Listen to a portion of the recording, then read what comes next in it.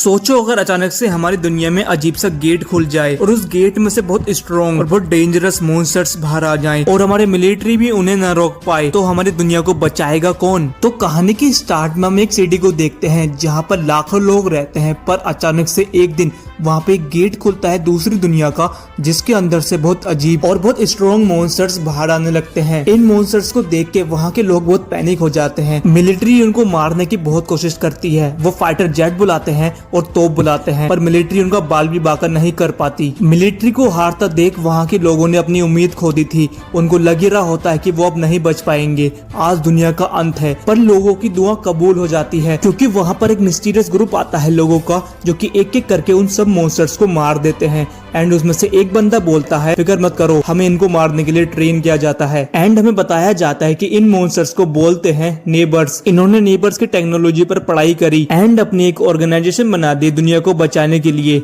उन नेबर्स से, जिसका नाम इन्होंने रखा बॉर्डर डिफेंस एजेंसी, सिंपल भाषा में बॉर्डर। इन्होंने बहुत कम समय में सिटी के बीचों बीच एक बहुत बड़ा बेस बना दिया, ताकि कभी भी नेबर अटैक करे तो ये अटैक आराम से रोक पाए। फिर 4 साल बीत जाते हैं, जहाँ पे गेट्स अभी भी खुलते थे एंड नेबर्स अभी भी आते थे, पर सिटी के ज्यादातर लोगों ने वहाँ पे रुकने का फैसला करा, क्योंकि उन्होंने अपनी सारी उम्मीद बॉर्डर्स पे लगा रखी थी कि अगर नेबर्स अटैक करता है तो बॉर्डर हमें बचा लेगी। फिर हम एक स्कूल के अंदर देखते हैं जहाँ पे क्लास के सारे बच्चे बॉर्डर की तारीफ कर रहे थे कि बॉर्डर तो बहुत स्ट्रॉन्ग है, हम भी किसी दिन बॉर्डर के एजेंट्स बनेंगे। असल में गाइस, तुम बॉर्डर को ज्वाइन कर सकते हो, पर तुम्हें कुछ टेस्ट देने पड़ते हैं जो कि बहुत हार्ड होते हैं। हर कोई बॉर्डर को ज्वाइन नहीं कर सकता। पर वहीं पर क्लास के कुछ बदमाश बच्चे एक बच्चे को परेशान कर रहे थे, वो उसका चश्मा उसको वापस नहीं दे रहे थे। पर क्लास का एक बच्चा जो कि बहुत होशियार एंड बहुत बहादुर है, जिसका नाम है मिकुमो ओसामू, वो उस बच्चे की मदद करता है, वो उसका चश्मा उसको लेके वापस कर देता है। फिर क्लास के बच्चे बात करने लगते हैं कि हमारे स्कूल में एक दूसरी सिटी का बच्चा आने वाला है पढ़ने के लिए, लेकिन कुछ बच्चे सोचते हैं कि वो हमारे स्कूल में क्यों आ रहा है, वो हमारी सिटी में क्यों आ रहा है, जहाँ पे नेबर्स अटैक करते रहते हैं एंड यहाँ पर तो वॉर चलती रहती है, क्या वो मरने से डरता नहीं है। लेकिन वहीं पर एक लड़का बोलता है, क्या बता वो लड़का बॉर्डर एजेंट हो। एंड ये सुनकर ओसामू हैरान हो जाता है एंड वो सोचता है बॉर्डर का एजेंट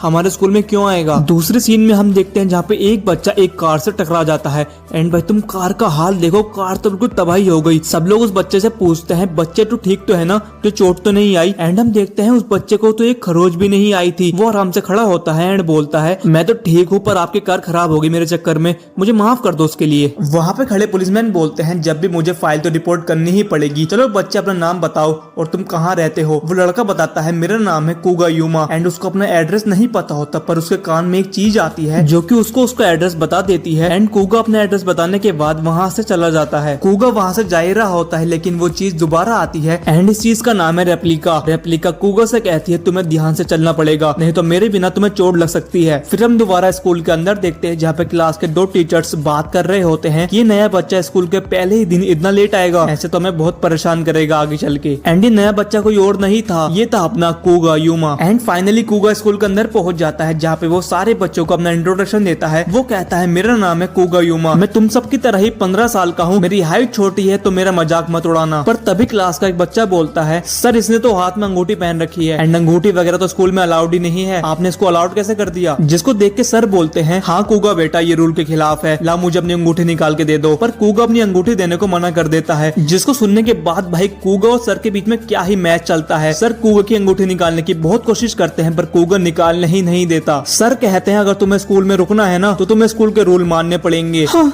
ठीक है, फिर मैं स्कूल छोड़ के जा रहा हूँ। कुगा स्कूल छोड़ के जा ही रहा होता है, लेकिन ओसामू खड़ा होता है एंड वो कहता है, सर उसको फोर्स नहीं करना चाहिए, क्या पता उसको कोई पर्सनल रीजन हो वो अंगूठी से निकालने का। सर कहते हैं, ओसामू तुम सही कह रहे हो, तो कुगा तुम्हारा कोई रीजन है इसको नहीं निकालने का। कुगा कहता है, ये मेरे पापा की आखिरी निशानी है। जिस पर सर कहते हैं, कुगा बेटा तुम्हारा ये बहाना नहीं चलेगा, क्योंकि हर बच्चा यही बहाने मारता है। कुगा कहता है, मैं सच कह रहा हूँ। एंड वो सर को ऐसे घूरता है कि सर उसको देख के डर जाते हैं एंड वो अंगूठी पहनने के लिए उसको अलाउड कर देते हैं। इसके बाद कुगा ओसामू के पास जाता है एंड उसे थैंक यू बोलता है उसकी मदद करने के लिए। फिर कुगा अपनी चेयर पे बैठा होता है, पर ओसामू उसको देख के सोचता है कि मुझे पहले इसके ऊपर शक हुआ था, पर ये बॉर्डर का नहीं लगता मुझे, क्योंकि इसकी हरकतें तो बिल्कुल बच्चों वाली हैं। फिर कुगा आराम से अपनी चेयर पर बैठा होता है, पर पीछे से ये बदमाश बच्चे उसको परेशान करने लगते हैं। वो उसके ऊपर पेपर फेंक के मारते हैं। कुगा उनसे पूछता है कि तुम ये क्यों कर रहे हो। ये बदमाश बच्चा कुगा से बोलता है कि जापान में तो ऐसे ही एक दूसरे को हेलो बोलते हैं। ओसामू उनको रोकने की कोशिश करता है, पर वो उसके मुंह पे बुक मारते हैं एंड उसको पीछे कर देते देते हैं। फिर कूगा भाई क्या करता है, कूगा उस पेपर को और भी फोल्ड करता है एंड इस बदमाश बच्चे के तेज फेंक के मारता है, जिसकी वजह से ये पीछे जाके गिरता है। मेरी तरफ से भी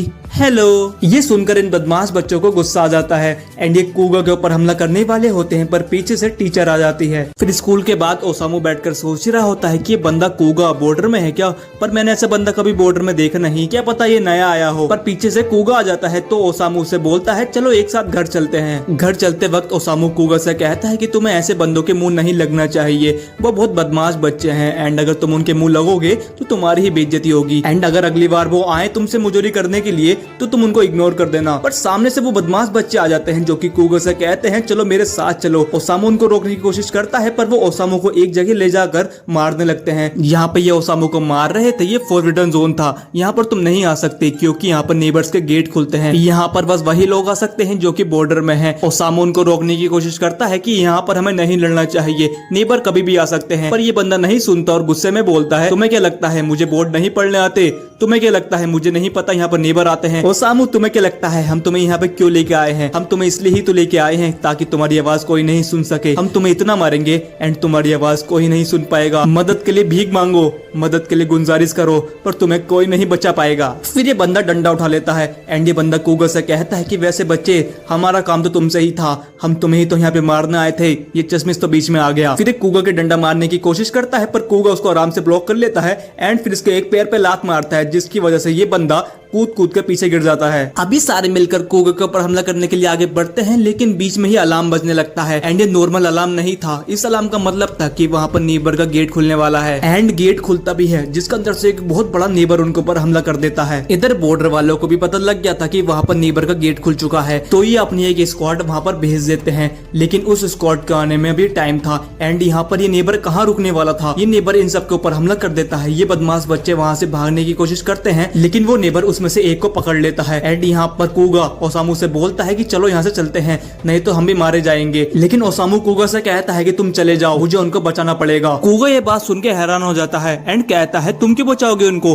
वो तो बहुत बुरे लोग हैं, मुझे लगता है ये करना सही है। ये बोलकर ओसामू अपने जेब में से एक चीज निकालता है एंड कहता है ट्रिगर ऑन। ये बोलने के साथ ही ओसामू की पूरी यूनिफॉर्म ही चेंज हो जाती है, उसकी यूनिफॉर्म नॉर्मल स्कूल वालों से बॉर्डर की यूनिफॉर्म बन जाती है एंड हमें पता चलता है कि ओसामू बॉर्डर में है। ओसामू अपना वेपन निकालता है रेगुसु एंड उस नेबर पर अटैक कर देता है, जिसकी वजह से ये बदमाश बच्चा बच गया था एंड ये देखकर कूगा बहुत शॉक होता है एंड कहता है ओ माय गॉड चश्मिश कुन तो बॉर्डर में है। रेप्लिका भी बाहर आ जाता है एंड कहता है ओसामू स्ट्रॉन्ग नहीं है, वो बैम्स्टर का आर्मर नहीं तोड़ पाएगा। रेप्लिका बताता है कि नेबर बहुत डिफरेंट टाइप के हैं एंड बैम्स्टर उसमें सबसे ज्यादा वीक नेबर है एंड इस दुनिया में बहुत सारे नेबर्स हैं जो कि बहुत स्ट्रॉन्ग है। एंड गाइस तुम इस सीरीज पे आगे बढ़ते रहो एंड गाइस ये बहुत बढ़िया सीरीज है जो कि तुम्हें बहुत मजा दिलाने वाली है। एंड इस नेबर का नाम है बैम्स्टर। पर बैम्स्टर ओसामू के ऊपर बहुत भारी पड़ रहा था, वो उसको दूर दीवार पर फेंक के मारता है एंड उसको खत्म करने के लिए आगे बढ़ रहा था। इधर कूगा रेप्लिका से कहता है रेप्लिका क्या मैं अपना ट्रिगर यूज कर सकता हूँ। रेप्लिका कहता है ये तो तुम्हें डिसाइड करोगे, ठीक है फिर ट्रिगर ऑन। हम देखते हैं कूगा के पास भी ट्रिगर है एंड वो उस नेबर पर हमला कर देता है। पहले वो यूज करता है बाउंड जिस पर वो पैर रखता है एंड एक जंप मारता है एंड एक जोरदार किक मारता है उस नेबर के एंड फिर वो अपना अटैक डबल बूस्ट यूज करता है एंड एक पंच मारता है एंड उस बैम्स्टर को खत्म कर देता है। भाई इसने तो कुछ सेकंडों के अंदर ही खत्म कर दिया उसको। कूगा उस बैम्स्टर को मारने के बाद ओसामू से कहता है तुम ठीक तो हो ना चश्मिश कुन। ये शब्द सुनकर ओसामू को उसका एक पास्ट का सीन याद आ गया था जहाँ पर उसको एक लड़के ने बचाया था एंड यही कहा था तुम ठीक तो हो ना चश्मिश कुन। मेरा नाम चश्मिश कुन नहीं है, मेरा नाम मिकोमू ओसामू है, ठीक है फिर ओसामू कुन। एंड गाइस जापान में कुन उनके आगे लगाया जाता है जो लड़का उन्हीं की उम्र का है या उनसे उम्र में कम है एंड लड़की के आगे लगाया जाता है सा। कूगा ओसामू से कहता है तुम तो ट्रिगर को यूज करने के बाद भी कमजोर हो और अगर तुम्हारे पास ट्रिगर था तो तुमने बदमाश बच्चों से लड़ाई क्यों नहीं करी ट्रिगर को यूज करके। एंड गाइस ओसामू और कूगा ने जो चीज यूज करी थी अपनी यूनिफॉर्म को चेंज करने के लिए उसी को ट्रिगर कहते हैं। ओसामू कूगा से कहता है कि ट्रिगर को हमें नॉर्मल इंसानों के खिलाफ यूज नहीं करना चाहिए, ये गलत है और वैसे तुम्हारे पास भी ट्रिगर है तो तुम भी बॉर्डर में हो। जिसपे कूगा कहता है नहीं नहीं ये मेरे पापा का ट्रिगर है, अब वो इस दुनिया में नहीं रहे। वो मुझसे हमेशा कहते थे अगर मुझे कुछ हो जाए तो तुम जापान जाना, मेरा एक दोस्त बॉर्डर के लिए काम करता है एंड इसलिए ही मैं जापान आया हूँ। अच्छा तो तुम्हारे पापा बॉर्डर के लिए काम करते थे। अरे नहीं नहीं मेरे पापा भी बॉर्डर के लिए काम नहीं करते थे रे बाबा, बस वो किसी को जानते हैं जो कि बॉर्डर में काम करता था। ये तो नामुमकिन है, ट्रिगर बस उनके पास ही रहता है जो कि बॉर्डर के लिए काम करते हैं। तो तुम्हारे पास ट्रिगर कैसा आया जबकि ना तुम न तुम्हारे पापा बॉर्डर के लिए काम करते थे। ये रूल बस तुम्हारे वर्ल्ड में अप्लाई होता है, क्योंकि मैं गेट के उस पार से आया हूँ। मैं उसी गेट से आया हूँ जहाँ से सारे नेबर्स आते हैं। मैं वही हूँ जिसको तुम सब लोग नेबर कहते हो। यहाँ तो कुछ बड़ी ही चीज रिवील होती है। हमें पता चलता है कि कूगा एक नेबर है जो कि उसी गेट से आया है जहाँ से सारे नेबर्स आते हैं। एंड ये सुनकर तो ओसामू बहुत शॉक हो गया था कि कूगा एक नेबर है। थोड़ी ही देर बाद वहाँ पर बॉर्डर की एक टीम आ जाती है एंड ये बदमाश बच्चे भी यहीं थे। ये लड़का इन बदमाश बच्चों को देख के बोलता है, हेलो, हमें यहाँ पे सिविलियंस मिले हैं, उसमें से एक बच्चा इंजर्ड है एंड शायद इन्होंने नेबर्स को देख लिया है, इनको प्रोटेक्शन देनी पड़ेगी। प्रोटेक्शन का मतलब ये नहीं कि लोग इनको गार्ड करेंगे आकर एंड इनको घर तक छोड़ के आएंगे। प्रोटेक्शन का मतलब ये है ये लोग इनकी मेमोरी रेज कर देंगे, जो भी अभी तक इनके साथ हुआ है, जब से ओसामू ने इनको बचाया था एंड जब से कूगो ने उस नेबर को मारा था, ये सब भूल जाएंगे। ये इसलिए किया जाता है ताकि सिविलियंस के बीच में नेबर का डर ना बने। इस लड़के के साथ इसके 2 टीममेट और थे जो कि यहाँ पे खड़े होकर सोच रहे थे इस नेबर को मारा किसने। एंड ये काम तो एयर रैंक एजेंट्स का लग रहा है, पर सबसे पहले तो हम ही यहाँ पर आए हैं, तो ये करा किसने। एंड जिसने ये करा था वो यहाँ पर खड़ा था। ओसामू कूगा से कहता है कि तुम्हारा मतलब क्या है, तुम नेबर हो। नेबर तो वो चीज थी, नेबर तो मॉन्स्टर्स होते हैं। कूगा ओसामू से कहता है नहीं नहीं, वो तो ट्रायन सोल्जर थे, ये ऑटोमेटेड वेपन्स होते हैं जो कि हमारे नेबर्स द्वारा बनाए जाते हैं। नेबर्स तो मेरी तरह इंसान होते हैं जो कि गेट के उस पार रहते हैं, पर मैंने उस चीज को नहीं बुलाया था। मेरी दुनिया में भी डिफरेंट लोग रहते हैं, कुछ अच्छे कुछ बुरे। फिर रास्ते में जाते जाते कूगा ओसामू से कहता है, अरे ओसामू सुनो, तुम भूल जाओ जो भी मैंने तुम्हें बताया, मैं नेबर नहीं हूँ, मैं 100% जापानीज हूँ। पागल, अगर तुम ऐसे बोलोगे तो तुम जरूर पकड़े जाओगे। अच्छा, अगर मैं सच बोलूँ तो मैं पकड़ा जाऊंगा, अगर मैं झूठ बोलूँ तो मैं झूठ बोल रहा हूँ। अरे तो मैं बोलूं क्या? अरे भाई तुम असल में हो क्या? मैं नेबर हूँ। नहीं, मैं जापानीज हूँ। ये सच में पकड़ा जाएगा, पर इसने मुझे बचाया था, मुझे नहीं लगता ये बुरा है। पर इतने में ही कूगा को भूख लग जाती है, तो ओसामू से कहता है तुम्हें भूख लगी है, तुम्हारे पास पैसे हैं जापान के? पर कूगा अपने बैग में से नोटों के गड्ढे निकालता है और कहता है मेरे पास बहुत सारे पेपर पड़े हैं, क्या इनसे काम चल जाएगा? और ये देख के भाई हैरान हो जाता है ओसामू, अरे ये बच्चा कितने सारे पैसे लेके घूम रहा है। वहाँ के सारे लोग कूगा को देखने लग जाते हैं और कह रहे थे इस बच्चे के पास तो बहुत पैसा है, ये बच्चा जरूर किसी मालदार पार्टी का है। ओसामू जल्दी से कूगा को वहाँ से लेके भाग जाता है। यहाँ खड़े होकर दोनों बात कर रहे होते हैं, लेकिन एक आदमी आता है वहाँ पर जो कि जानबूझकर कूगा से टकरा जाता है और एक्टिंग करने लगता है जैसे उसके पैर में बहुत ज्यादा चोट लग गई, जैसे उसकी हड्डी टूट गई। ये बंदा खड़ा होता है एंड कूगा से कहता है ला बच्चे 1 लाख रुपए दे, इलाज करवाना है, डॉक्टर के पास जाना है, 1 लाख रुपए का ऑपरेशन होगा, जल्दी से पैसे दे। ओसामू समझ गया था कि ये बंदे यहाँ पर कूगा के पैसे ठगने के लिए आए हैं, पर कूगा उनसे कहता है तुम्हें पैसे चाहिए डॉक्टर को दिखाने के लिए, ले। फिर वो उसके पैर पे एक लात मारता है जिसकी वजह से उसकी असलियत में हड्डी टूट जाती है एंड वो उससे कहता है चलो भाई अब तुम डॉक्टर के पास चले जाओ एंड ये रहे तुम्हारे पैसे, इलाज करवा लेना। एंड ये दोनों बंदे वहाँ से डर के मारे भाग जाते हैं। ओसामू कूगा से कहता है चलो तुम यहीं रुको, मैं तुम्हारे लिए खाना ला के देता हूँ। एंड इतने में ही ओसामू खाना लेने गया था, पीछे से और बंदे आते हैं जो कि कूगा के पैसे चुराने के लिए आए थे, पर कूगा उन सबको पेल लेता है एक एक करके। फिर ओसामू आता है जो कि देखता है भाई कूगा ने दोबारा मारपीट करी। फिर ओसामू कूगा को एक पार्क में लेके जाता है जहाँ पे वो उसको समझाता है कि तुम्हें यहाँ के रूल नहीं तोड़ने चाहिए। जापान में रूल है अगर तुम किसी से लड़ते हो तो तुम्हें जेल भी जाना पड़ सकता है, और बॉर्डर वालों को पता चल गया कि तुम नेबर हो वो तुम्हारे पीछे पड़ जाएंगे एंड तुम्हारा पीछे छोड़ेंगे नहीं। जिसपे कूगा ओसामू से कहता है जापान में बहुत सारे रूल हैं जो कि समझने बहुत मुश्किल हैं एंड सारे रूल तो मुझे पता भी नहीं, पर मैं यहाँ के रूल समझना चाहता हूँ। ओसामू मन में सोचता है कि कूगा यहाँ के रूल समझना चाहता है। ठीक है कूगा, मैं तुम्हें यहाँ के रूल समझाऊंगा, पर तुम्हें मेरी बात माननी पड़ेगी। ठीक है सर, समझ गया। फिर कूगा अपने घर जा ही रहा था, लेकिन सामने से एक बहुत तेज स्पीड में गाड़ी आ रही थी जो कि कूगा को ठोक देती है एंड कूगा जमीन पे बहुत बुरी हालत में गिरता है। ओसामू जल्दी से कूगा को चेक करने के लिए आता है कि वो ठीक है नहीं, पर ये देखकर वो शॉक हो जाता है। वो देखता है कि कूगा को चोट तो आई थी पर उसकी चोट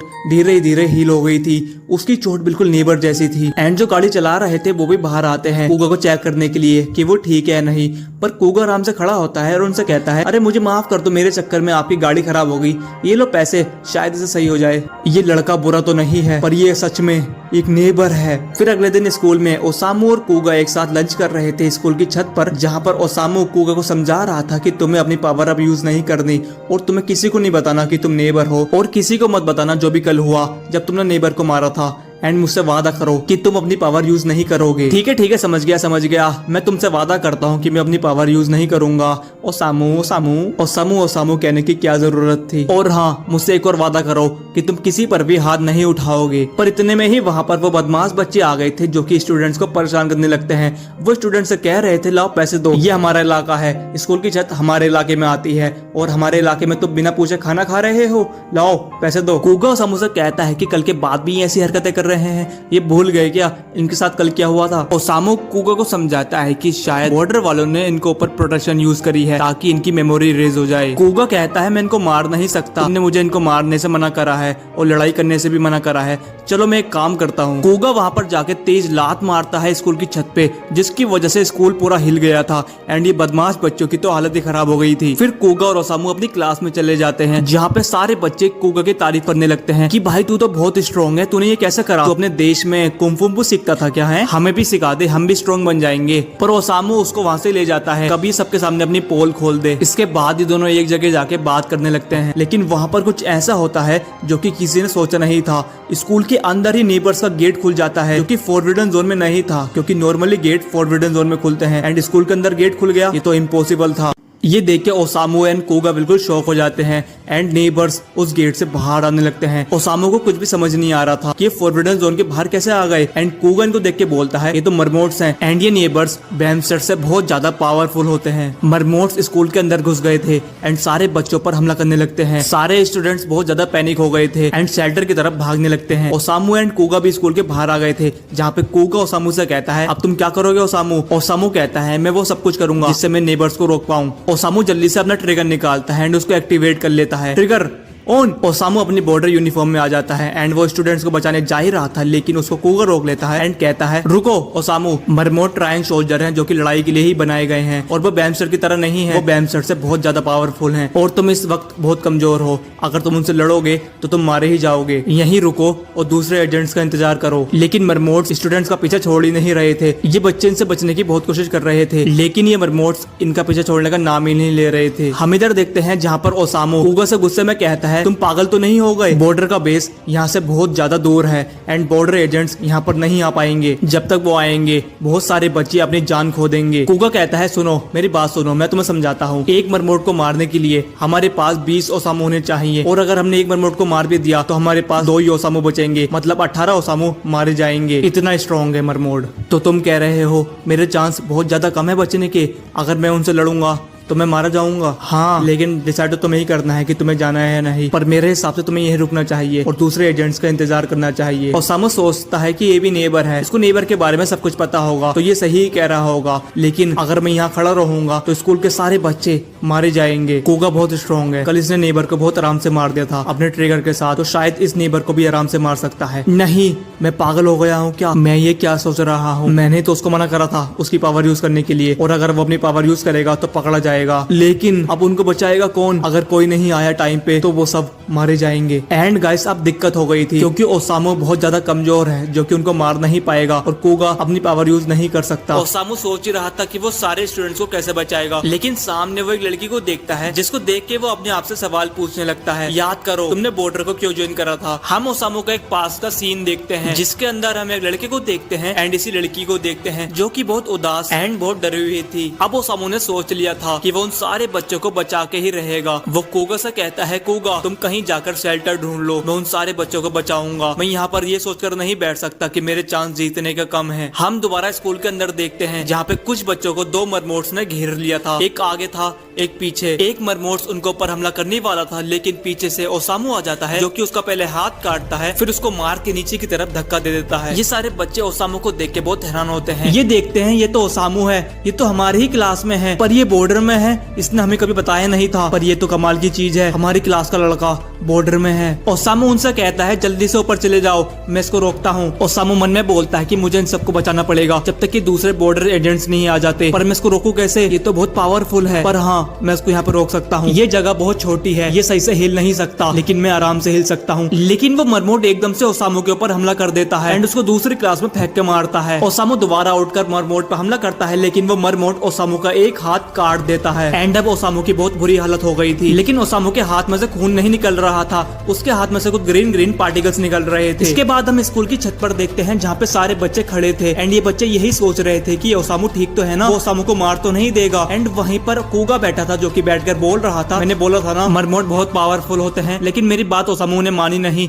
अब देखो बुरी तरह पिट रहा है। रेप्लिका बोलता है कि ओसामू की ट्रायन बॉडी गायब हो रही है, उसने हमने बहुत सारा ट्रायन खो दिया एंड ये ट्रायन क्या होता है ये हम आगे जानेंगे। पर अब कूगा ने सोच लिया था कि वो ओसामू को बचाने जाएगा एंड वो वहां से उठ के चला जाता है, लेकिन रेप्लिका जाते जाते कूगा से कहता है कि ओसामू ने तुमसे मना करा था अपना ट्रिगर यूज करने के लिए, अगर तुम अपना ट्रिगर यूज करोगे तो बॉर्डर वालों को पता चल जाएगा कि तुम नेबर हो, और अगर उनको पता चल गया कि तुम नेबर हो तो वो तुम्हारे पीछे पड़ जाएंगे, फिर क्या होगा? फिक्र मत करो, मुझे कुछ फर्क नहीं पड़ता, तुम्हें कुछ फर्क नहीं पड़ता, लेकिन ओसामू का क्या? अगर बॉर्डर वालों को पता लग गया कि ओसामू एक नेबर को छुपा रहा था तो वो उसके पीछे पड़ जाएंगे एंड उसका बुरा हाल कर देंगे। ओसामू की यहाँ पर फैमिली है, उनका क्या होगा? ओहो, ये भी दिक्कत की बात है, अपना ट्रिगर भी यूज नहीं कर सकता, लेकिन ओसामू को भी बचाना है, अब क्या करूं मैं? इधर हम देखते हैं जहाँ पे बॉर्डर की एक टीम आई रही थी, बस हम फिर ओसामू को देखते हैं जहाँ पे ओसामू के ऊपर वो मरमोट भारी पड़ रहा था, वो ओसामू को बहुत ही मारता है एंड ओसामू के पेट में अपना तलवार घुसा देता है, मतलब अपना हाथ घुसा देता है, उसका हाथ ही तलवार है भाई। इस अटैक की वजह से ओसामू के अंदर एक ब्लास्ट होता है एंड जिसकी वजह से ओसामू का ट्रिगर पीछे आगे गिरता है, लेकिन अब ओसामू अपने रियल बॉडी में आ गया था, मतलब अब ओसामू के ऊपर अटैक होता है तो ओसामू बच नहीं पाएगा। एंड अब ओसामू ट्रायन के बारे में समझाता है, वो बताता है कि उसका ट्रिगर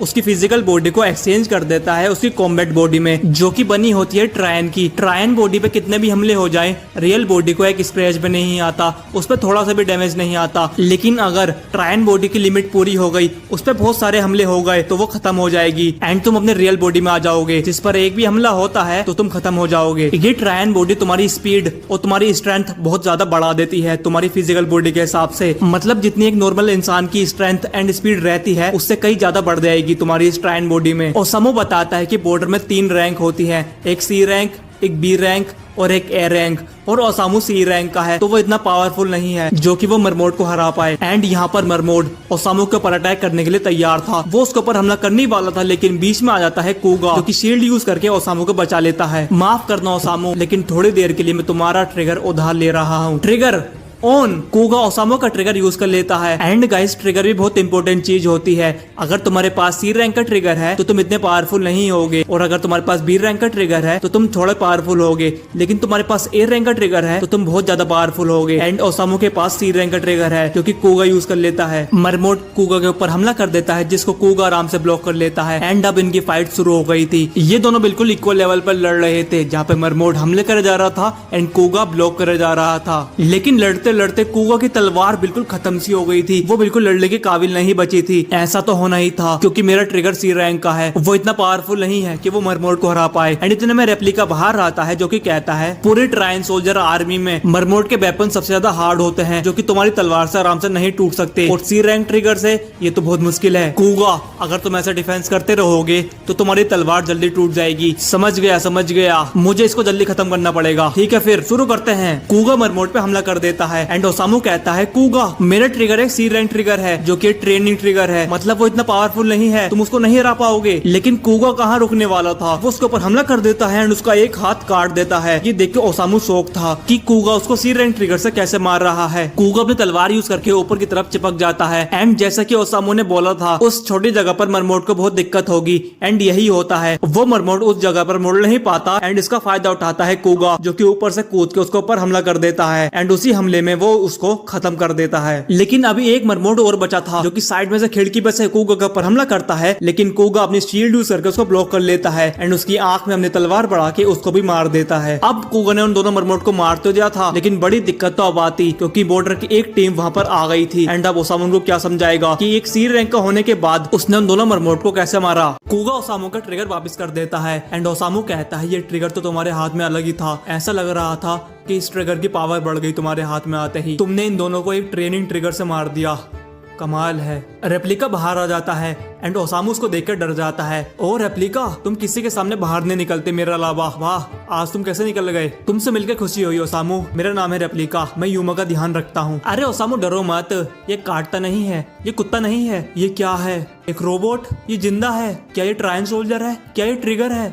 ये है क्या? मैं एक ट्रायन सोल्जर हूँ। मैंने देखा तुम कुगा की मदद कर रहे थे तो मैंने सोचा मैं तुम्हारे सवालों का जवाब दूं। पूछो जो तुम्हें पूछना है। मैं तुम्हें ट्रायन एंड ट्रिगर के बीच का रिलेशन बताता हूँ। रेप्लिका समझाता है कि ट्रायन एक फॉर्म है बायोलॉजिकल एनर्जी की जो कि पावर देती है ट्रिगर को। वैसे तुम तो बॉर्डर में हो तो तुम्हें इतना तो पता ही होगा। ट्रायन हमारी बॉडी के अंदर के एक ऑर्गन से आता है जिसको बोलते हैं ट्रायन ग्लैंड। लेकिन वो ऑर्गन हमारी बॉडी में दिखता नहीं, वो इनविजिबल होता है। इनविजिबल होता है? हाँ, मुझे लगता है तुम्हारी दुनिया वालों को पता नहीं है इसके बारे में। एक ट्रायन ग्लैंड बिल्कुल दिल के पास होता है। पर मेन दिक्कत ये नहीं है, जैसे कि तुम्हें पता ही होगा दुनिया में हर इंसान के पास अलग अलग कैपेबिलिटीज हैं। जैसे कि हर बंदा स्ट्रॉन्ग नहीं है एंड हर बंदा वीक नहीं है। कोई तो बहुत स्ट्रॉन्ग है एंड कोई बहुत कमजोर है। उनकी फिजिकल पावर बहुत कम है एंड किसी की बहुत ज्यादा है। यही ट्रायन के मामले में है। सबका ट्रायन ग्लैंड फंक्शन अलग अलग है। जो बंदा स्ट्रॉन्ग है उसके पास ज्यादा ट्रायन है एंड जो बंदा कमजोर है उसके पास कम ट्रायन है।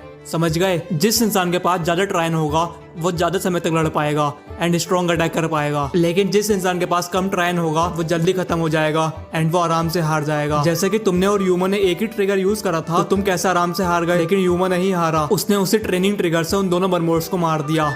समझ गए? कुगा के पास ज्यादा ट्रायन है एंड तुम्हारे पास कम। चलो इस बात को खत्म करते हैं, हमारे पास और भी जरूरी काम है। बाहर के सारे बच्चे इंतजार कर रहे थे ओसामू कब आएगा एंड ओसामू आता भी है एंड उसने कुगा को अपने कंधे पे ले रखा था जिसकी वजह से सबको लगता है कि कुगा अंदर बेहोश पड़ा था एंड ओसामू ने उसको बचाया है एंड उसको बाहर लेकर आया है। इसकी वजह से किसी को भी शक नहीं होगा कि कुगा ने दोनों मरमोड्स को मारा था। ओसामू के क्लास के बच्चे ओसामू का शुक्रिया अदा करने लगते हैं। शुक्रिया ओसामू, तुमने हमारी जान बचाई। एंड सारे वहाँ के बच्चे ओसामू से इम्प्रेस हो जाते हैं एंड सारे बच्चे कहने लगते हैं ओसामू भाई तुम तो बहुत कमाल के हो, तुम तो बॉर्डर में हो, बहुत बढ़िया बहुत बढ़िया। तुमने अकेले ही दोनों नेबर्स को मार दिया, कितने कमाल के हो तुम। ये सब सुनकर ओसामू को कुछ समझ नहीं आ रहा था कि मैंने तो कुछ करा भी नहीं। जिसने उस नेबर्स को मारा है वो तो कुगा है, मैंने तो कुछ करा भी नहीं, मैं तो मरने वाला था। एंड भाई कुगा कहाँ रुकने वाला था, वो तो ओसामू की तारीफ करने से रुक ही नहीं रहा था। वो बोलता है मेरी पैंट तो आगे से गीली एंड पीछे से पीली हो गई थी, लेकिन अगर ओसामू नहीं आता तो पता नहीं मेरा क्या होता। ओसामू एकदम से ही आया खिड़की में से कूद के और उसने आराम से नेबर्स को मार दिया।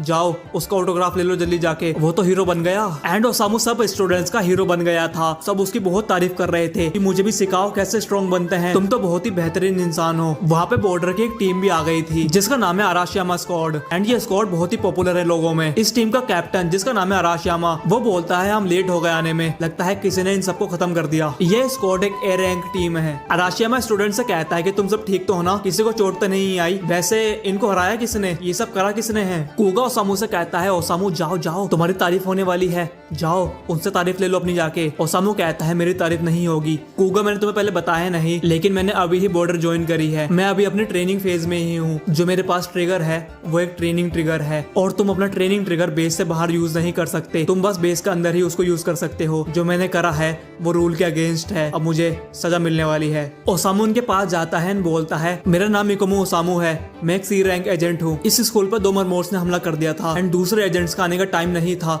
अगर मैं इंतजार करता तो सब स्टूडेंट्स की जान खतरे में आ जाती, तो मुझे अपना ट्रिगर यूज करना पड़ा, मुझे माफ कर देना। उनकी टीम शॉक हो जाती है कि एक सी रैंक एजेंट्स ने 2 मरमोड को कैसे हरा दिया। ओसामू सोचता है कि मुझे बहुत कड़ी सजा मिलने वाली है, अब पता नहीं मेरा क्या होगा। लेकिन अराशियामा उसको कुछ कहता नहीं है एंड उसकी तारीफ करने लगता है। ओ तुम थे वो, बहुत बढ़िया काम करा तुमने, अगर हम नहीं आ पाते तो लोगों की जान खतरे में आ जाती, तुमने अपना ट्रिगर यूज करके उनकी जान बचाई, बहुत बढ़िया बच्चे। मेरी छोटी बहन एंड मेरा छोटा भाई भी इसी स्कूल में पढ़ते हैं। पीछे इसके भाई बहन खड़े थे तो अराशियामा उनके पास भाग के जाता है एंड उनके गले लग जाता है। ओ मैं तो बहुत चिंता में आ गया था, बहुत बढ़िया तुम दोनों ठीक हो, मुझे बहुत खुशी हुई। कुगा ओसामू के पास जाता है एंड ओसामू से कहता है देखो उसने तुम्हारी तारीफ करी, मुझे लगता है ये अराशियामा जो बंदा है ये बहुत दिल का अच्छा है और ये बहुत बढ़िया है भी, मुझे तो बहुत ही बढ़िया लगता है। ये टीम है अराशियामा स्क्वाड, ये बॉर्डर की पीआर टीम हैंडल करते हैं, ये टीवी पर भी बहुत आते हैं जिसकी वजह से बहुत पॉपुलर हैं, बिल्कुल सेलिब्रिटीज की तरह। वैसे ओसामू तुम तो बहुत स्ट्रॉन्ग लगते हो मुझे, तुमने सी रैंक ट्रिगर से इन दोनों मनमोड्स को हरा दिया, बहुत बढ़िया, तुम तो कमाल के हो, बहुत सारे ऑफिशियल मेंबर्स भी ये नहीं कर सकते। वाह। अराशिया अपने टीम मेंबर कितोरा से कहता है कितोरा क्या ये तुम कर सकती हो जैसे ओसामू ने करा। कितोरा अपना हथियार स्कॉर्पियन निकालती है एंड मनमोर्स के टुकड़े टुकड़े कर देती है जाकर। लेकिन अब दिक्कत हो गई थी क्योंकि कितोरा ओसामू से कहती है वैसे तुम एक सी रैंक एजेंट हो और तुम अपना ट्रिगर ट्रेनिंग के बाहर यूज नहीं कर सकते, तुमने रूल तोड़ा है। और अराशिमा सान आप इसकी तारीफ कर रहे थे इस लड़के की जिसने एक जुर्म करा है बॉर्डर की रैंक मेंटेन करने के लिए एंड बॉर्डर के बीच के बने डिसिप्लिन को रखने के लिए तुम्हें रूल के हिसाब से सजा मिलेगी। कुगा पूछता है ये है कौन? ओसामू बताता है कि इसका नाम है कितोरा आई एंड ये बॉर्डर की एक एलाइड एजेंट है, ये रैंक में भी बहुत ऊपर है, वैसे ये मेरी उम्र की है। अराशिमा कहता है कि ये सच तो है कि ओसामू ने रूल तोड़ा है, लेकिन अगर वो रूल नहीं तोड़ता तो सारे बच्चों की जान खतरे में आती। सारे बच्चे मिलके कहने लगते हैं हाँ ओसामू ने हमारी जान बचाई है, ये सच है कि इसने रूल को तोड़ा है, लेकिन अगर हमने इसको ऐसे ही छोड़ दिया तो और भी सी रैंक एजेंट्स रूल को तोड़ने की कोशिश करेंगे। वो बहुत ज्यादा स्ट्रॉन्ग नेबर से लड़ने चले जाएंगे हीरो बन के, तो उनका क्या होगा? अगर उनको कुछ हो गया तो और भी बुरा होगा, बॉर्डर की इज्जत मिट्टी में मिल जाएगी, इसकी सजा इसको मिलके रहेगी। ओसामू कहता है हाँ ये सच कह रही है, मैंने रूल तो तोड़ा है तो मुझे सजा तो मिलके ही रहेगी, लेकिन अगर मेरी इस गलती की वजह से मुझे बॉर्डर में से निकाल दिया तो मेरा क्या होगा? मेरे गोल का क्या होगा? मैंने जिस वजह से बॉर्डर को ज्वाइन करा था उसका क्या होगा? मेरा सपना, मेरे गोल्स, मेरी लाइफ यहाँ खत्म हो जाएगी। एंड गाइस इसी के साथ ये पार्ट इधर ही खत्म होता है। ये पार्ट मुझे बताना कमेंट्स में कैसा था एंड अगर अगला पार्ट इसका चाहिए तो जल्दी से वीडियो पे 100 कमेंट्स कर देना, क्योंकि भाई अगला पार्ट इसका बहुत ही बढ़िया होने वाला है। एंड गाइस ये एनिमे बहुत ज्यादा बढ़िया है, तुम्हें मजा आ जाएगा इसके आगे की स्टोरी देख के। तो वीडियो कर देना लाइक, कर देना चैनल को सब्सक्राइब। मिलते हैं अगली वीडियो में, जब तक के लिए गुड बाय।